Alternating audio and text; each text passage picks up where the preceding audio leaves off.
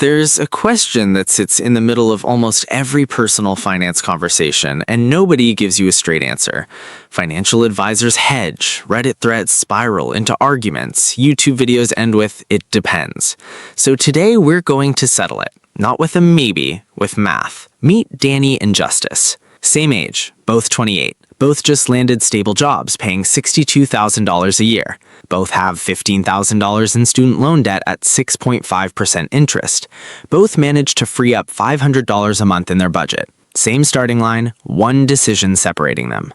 Danny decides to invest the $500 every month. Justice decides to put every extra dollar toward the debt. Same money, different path. Let's follow both of them. Danny goes first. Danny opens a Roth IRA, puts his $500 a month into a low-cost S&P 500 index fund, and makes only the minimum payments on his student loans. At a historical average return of 9% annually, Danny's $500 a month over 30 years grows to approximately $817,000. That number feels good.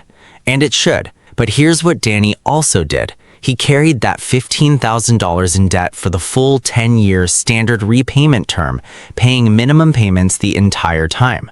Over those 10 years, Danny paid approximately $5,500 in interest on top of the original $15,000, money that left his account and never came back. So Danny ends up at 58 with roughly $817,000 in investments, but he also spent his late 20s and early 30s writing checks to a loan servicer every month. Now, Justice. Justice takes the same $500 a month and throws it directly at the debt on top of his minimum payment. He's now putting $668 a month total toward that $15,000 balance. At that pace, Justice pays off his student loans in just under 2 years.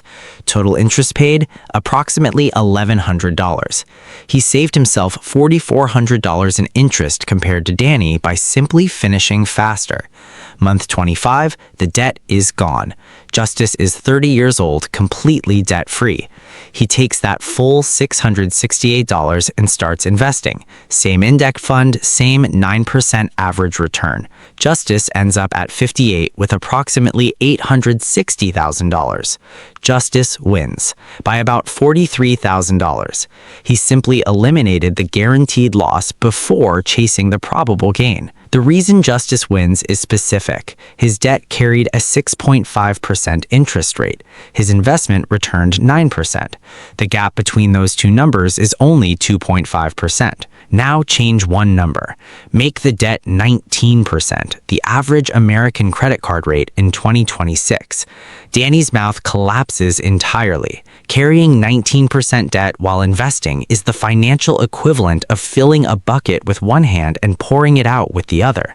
High interest debt, anything about 8%, should always be eliminated before investing beyond your employer match. Always. Now flip it the other direction. Make the debt 3%. You are not losing 3% by investing. You are gaining the 6% spread between the two rates. Low interest debt is not an emergency. It is a slow, manageable cost of doing business while your investments grow. So here is the actual answer. Above 8% interest, pay off the debt first, aggressively.